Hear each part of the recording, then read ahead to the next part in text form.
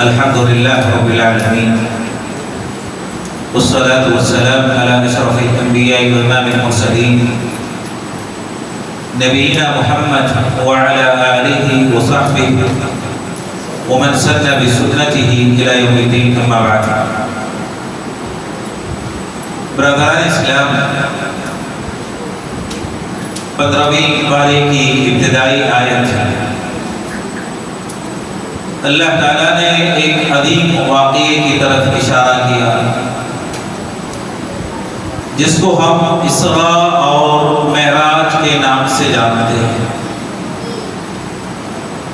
وہ واقعہ جو اپنے اندر بہت ساری عبرتیں اور نصیحتیں لیے ہوئے ہیں. پیارے رسول صلی اللہ علیہ وسلم جب تک مکے میں دعوت اور تبلیغ کا کام کرتے رہے تو دو شخصیتوں کی طرف سے آپ کی مدد ہوتی رہی اور یہ دونوں آپ کے سہارا بنے رہے. پہلی شخصیت ام المؤمنین خدیجہ الکبریٰ رضی اللہ تعالی عنہا اور دوسری شخصیت آپ کے چچا ابو طالب. دونوں آپ کی مدد کرتے رہے، آپ کا سہارا بنے رہے، لیکن جب دونوں کا ایک ہی سال انتقال ہو گیا، ام المؤمنین خدیجہ الکبریٰ رضی اللہ تعالی عنہا کا انتقال ہوا، پھر اس کے بعد آپ کے چچا ابو طالب کا انتقال ہوا، تو مکے کی کافروں کی طرف سے مشکلیں بڑھ گئی، رکاوٹیں زیادہ ہو گئی. آپ نے مکے سے باہر اپنی دعوت کو منتقل کرنا چاہا تو آپ طائف تشریف لے گئے. طائف کے رئیسوں کو، حکمرانوں کو آپ نے جمع کیا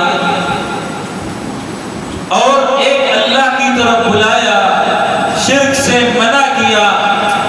طائف کے رئیسوں نے بجائے دعوت قبول کرنے کے، سننے کے، انکار کر دیا. نہ صرف انکار کیا بلکہ نبی علیہ السلام جب نکل رہے تھے تو نوجوانوں کو جمع کیا، اکٹھا کیا اور ان کے ہاتھ میں پتھر تھما دیے کہ آپ کے پیچھے جاتے ہوئے، دوڑتے ہوئے آپ کو پتھر مارتے رہے. نبی علیہ السلام کی دعوت کو نہ صرف رد کیا گیا بلکہ نبی علیہ السلام وہاں سے نکلتے ہیں، مکے کی طرف روانہ ہوتے ہیں اور آپ کے پیچھے اوباش بدماش نوجوان اپنے ہاتھ میں پتھر لیے ہوئے آپ پر پتھر پھینک رہے ہیں. نبی علیہ السلام اسی حال میں وہاں سے روانہ ہوتے ہیں، یہاں تک کہ درمیانی راستے میں جب پتھر آپ کی پیٹھ پر زیادہ پڑ گئے، اللہ کی نبی علیہ السلام میں چلنے کی طاقت اور سکت باقی نہیں ہے. آپ اپنے گھٹنے اور ہاتھوں کی کوہنیوں کے بل ایک باغ میں پناہ لیتے ہیں. اتنی تکلیفیں زیادہ ہو گئی. میرے دوستو، اللہ تعالیٰ اپنے نبی کو تسلی دینا چاہتا تھا، اطمینان دینا چاہتا تھا. جب مشکلیں بڑھ جاتی ہیں تو اللہ کی مدد آتی ہے، اللہ کی نصرت نازل ہوتی ہے. جب بہت زیادہ تکلیفیں بڑھ گئیں تو اللہ تعالیٰ نے اپنے نبی کو اپنے پاس بلایا. کیسے بلایا؟ ایک رات کے ایک حصے میں اللہ تعالیٰ نے فرمایا سبحان الذی اسری بعبدہ لیلا من المسجد الحرام الى المسجد الاقصى الذی بارکنا حولہ. پاک ہے وہ ذات، بابرکت ہے وہ ذات جو اپنے بندے کو، اپنے نبی کو رات کے ایک حصے میں کعبۃ اللہ سے بیت المقدس لے گئی اور بیت المقدس سے ساتوں آسمانوں کی سیر کرائی گئی. اپنے رب سے گفتگو ہوئی، رب سے ہم کلامی ہوئی. اس کے بعد رات کے اسی حصے میں واپس بھی آ گئے. میرے دوستو، یہ اللہ تعالیٰ کی عظمت اور قدرت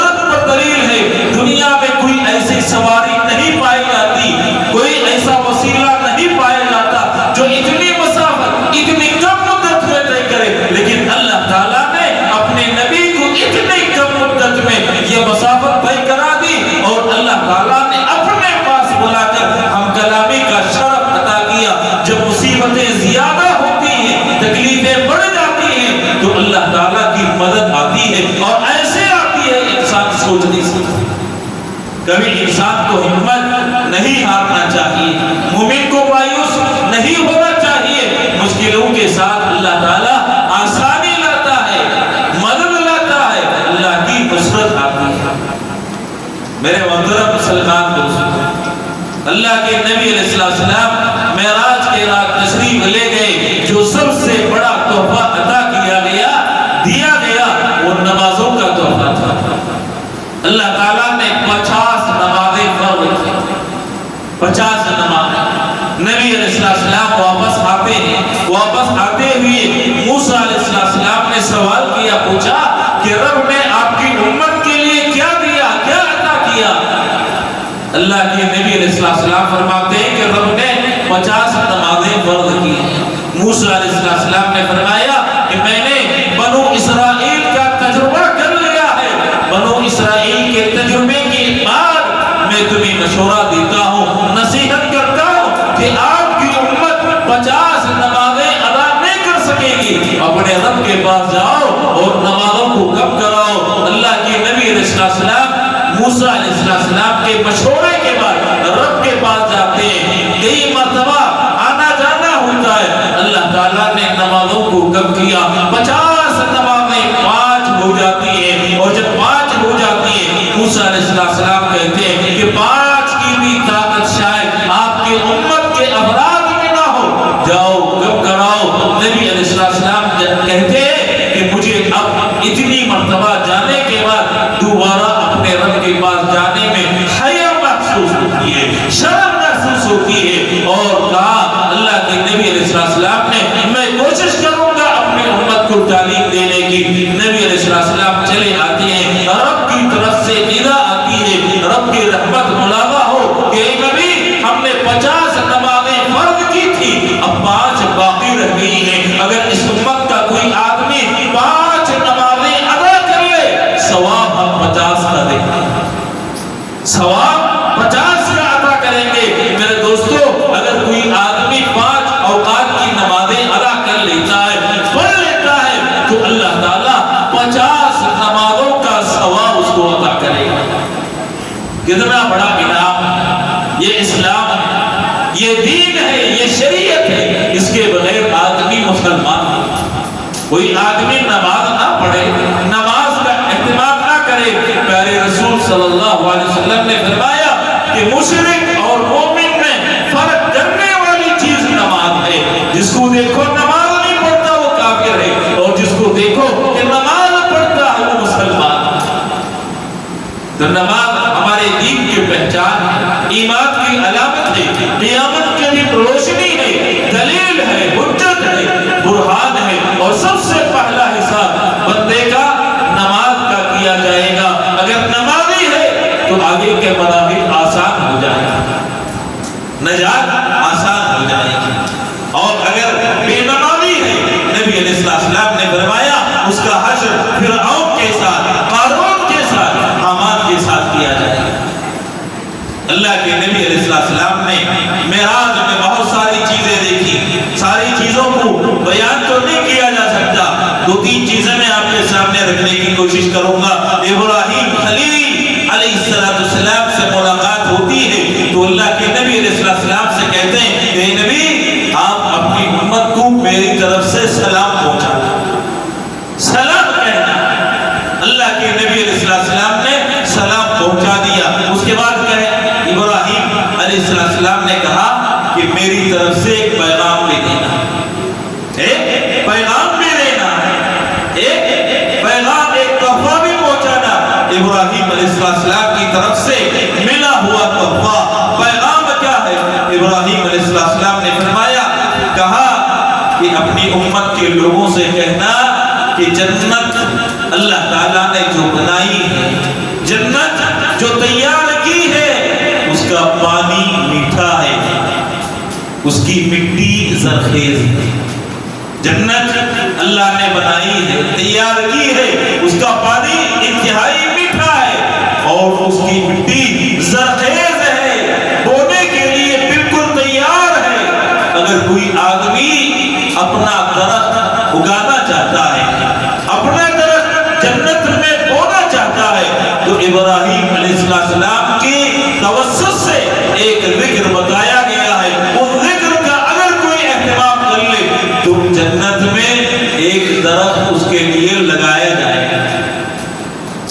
جائے گا. سبحان اللہ والحمد للہ ولا الہ الا اللہ واللہ اکبر. سبحان اللہ والحمد للہ ولا الہ الا اللہ واللہ اکبر.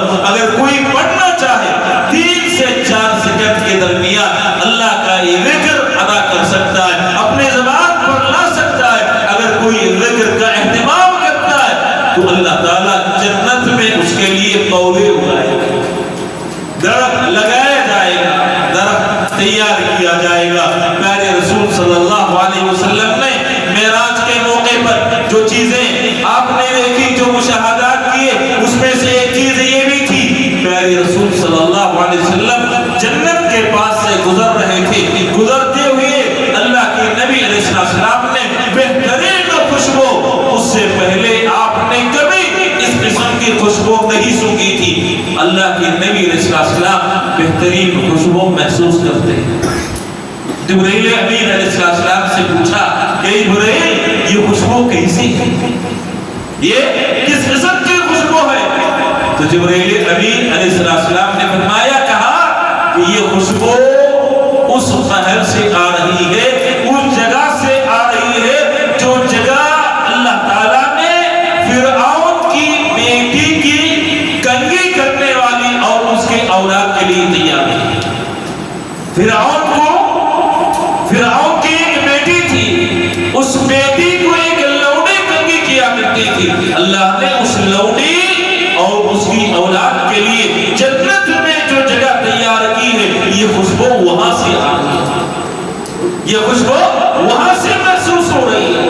نبی علیہ السلام نے سوال کیا, پوچھا ما شأنها, اس کا واقعہ کیا ہے, اس کا قصہ کیا ہے کہ اللہ تعالیٰ نے اتنی بہترین خوشبو والی جگہ اس کے لیے تیار بنائی, ماجرا کیا ہے؟ جبرائیل امین علیہ السلام نے فرمایا, کہا اس کا قصہ یہ ہے کہ ایک مرتبہ وہ فرعون کی بیٹی کو کنگھی کر رہی تھی, تیار کر رہی تھی. اچانک ہاتھ سے کنگھی چھوٹ جاتی ہے, گر جاتی ہے. کنگھی اٹھاتی ہے, اٹھاتے ہوئے کہتی ہے بسم اللہ, اللہ کے نام سے میں اٹھاتی ہوں, اللہ کے نام سے اس چیز کو میں لیتی ہوں, بسم اللہ کہہ کر کنگھی اٹھایا. تو فرعون کی بیٹی نے سوال کیا, ابھی کیا تم نے میرے باپ کا نام لے کر کنگھی اٹھایا, میرے باپ کا نام لے کر تم نے اپنے ہاتھ سے کنگھی اٹھایا؟ کہا نہیں, میں نے تمہارے باپ کا نام لے کر کنگھی نہیں اٹھایا, بلکہ اس رب کے نام سے میں نے کنگھی اٹھایا ہے جو میرا بھی رب ہے, تیرا بھی رب ہے, تیرے باپ کا بھی رب ہے. اللہ کے نام سے میں نے کنگھی اٹھائی ہے, کنگھی کو لیا ہے. تو کہا کیا میں اپنے باپ کو بتا دوں, اطلاع دے دوں, خبر کر دو کہ میرے باپ کے دین سے تم منحرف ہو چکی, میرے باپ کو رب تسلیم نہیں کرتی. کنگھی کرنے والی لوڈی نے کہا اگر تو بتانا چاہے تو خبر کرتے, اطلاع دے دے, مجھے کوئی پرواہ, کوئی ڈر نہیں. جس کے دل میں اللہ کا ڈر بیٹھ جاتا ہے, دنیا کا ڈر اس کے دل سے نکل جاتا ہے, خوف ختم ہو جاتا ہے. بیٹی نے اپنے باپ کو خبر دی, فرعون کو بتایا کہ لوڈی ہمارے دین کو چھوڑ کر موسیٰ علیہ السلام کے دین کو قبول کر چکی ہے, کسی اور کو اپنا رب مانتی ہے. فرعون نے لوڈی کو اپنے دربار میں طلب کیا, بلایا, پوچھا کیا میرے دین کو چھوڑ کر مجھے رب ماننے کے بجائے اللہ کو اور موسیٰ علیہ السلام کے پروردگار کو تم نے اپنا رب مان لیا ہے, تسلیم کر لیا ہے؟ لوڈی نے جواب دیا کہ میں نے اللہ کو اپنا رب مان لیا, تسلیم کر لیا ہے, اور اسی کی میں عبادت کرتی ہوں, اسی کے نام سے میرا ہر کام ہوتا ہے, میرا آغاز بھی اسی کے نام سے, میرا انجام بھی اسی کے نام سے. فرعون نے کہا, دھمکی دی, اگر تو اپنے دین سے پھر جاتی ہے, مجھے رب مان لیتی ہے, نجات پا جائے گی, ورنہ ایسی سزا دوں گا دوسروں کے لیے عبرت اور نشان نمونہ بنا دوں. لوڈی نے کہا جو سزا دینا ہے, جو سزا تجویز کرنا ہے تجویز کر لے, میں اپنے دین کو, اپنے ایمان کو, اسلام کو ترک نہیں کر سکتا, چھوڑ نہیں سکتا. فرعون نے حکم دیا بڑا تنور بنایا گیا جس پہ روٹیاں سیکی جاتی ہیں، بڑا سا تنور بنایا گیا، آگ کو بھڑکایا گیا۔ لوڈی کے کئی اولاد تھے، کئی بیٹے تھے، ایک ایک کو بلایا گیا، تنور کے حوالے کیا گیا، اس کی آنکھوں کے سامنے اس کے بیٹوں کو آگ کے حوالے کیا گیا، ایک بیٹا، دوسرا بیٹا، تیسرا بیٹا، ساری اولاد کو تنور کے آگ کے حوالے کیا گیا۔ ایک بیٹا تھا دودھ پینے والا، چھوٹا سا معصوم سا بچہ، دودھ پینے والے بچے کو جب کھینچا گیا تو لوڈی ہچکچانے لگتی ہے، پریشان ہونے لگتی ہے، قدم ڈگمگانے لگتے ہیں۔ بچہ دیکھتا ہے کہ ماں کے قدم ڈگمگا رہے ہیں، دودھ پینے والا بچہ بات کرنے لگتا ہے، دودھ پینے والا بچہ اللہ قوت گویائی عطا کرتا ہے، بات کرنے لگتا ہے، ماں سے کہتا ہے کہ ماں اب یہاں پر قدم نہ ڈگمگائیں، قدم نہ لڑکھڑائیں، یہ چھوٹی سی معمولی سی آگ ہے، اس آگ کے بعد ہمارے لیے اللہ نے جنت تیار کی، جنت میں مقام تیار کر کے رکھا ہے، قدم نہ ڈگمگانے پائے، نہ لڑکھڑانے پائے۔ بچے کی بات کو سن کر ماں سابقرب رہتی ہے، بچے کو بھی آگ کے حوالے کر دیا جاتا ہے۔ اس کے بعد لوڈی کو لایا جاتا ہے، لوڈی کہتی ہے کہ میں فرعون تجھ سے ایک درخواست کرنی چاہتی ہوں، درخواست کرنی چاہتی ہوں، اعتماد کرنی چاہتی ہوں، میری درخواست کو قبول کر لے۔ فرعون نے کہا کہ تو نے میری بیٹی کی خدمت کی ہے، تیری درخواست میں ضرور مانوں گا، اگر وہ جائز ہے تو لوڈی درخواست کرتے ہوئے کہتی ہے جب مجھے آگ کے حوالے کرنا تو میری اور میرے بچوں کی ہڈیوں کو ایک ہی کفن میں دفن کر، ایک ہی کفن میں جمع کر کے قبر کے حوالے کرنا۔ فرعون نے کہا یہ درخواست تیری مجھے منظور ہے، قبول ہے۔ اس کے بعد لوڈی کو بھی آگ کے حوالے کر دیا جاتا ہے۔ میرے محترم مسلمان دوستو، اسی کا نتیجہ تھا جو بدبو ان کے جسموں سے آگ سے جلنے کے بعد دنیا میں محسوس ہوتی تھی، اللہ نے جنت میں اس کو خوشبو میں بدل دیا تھا۔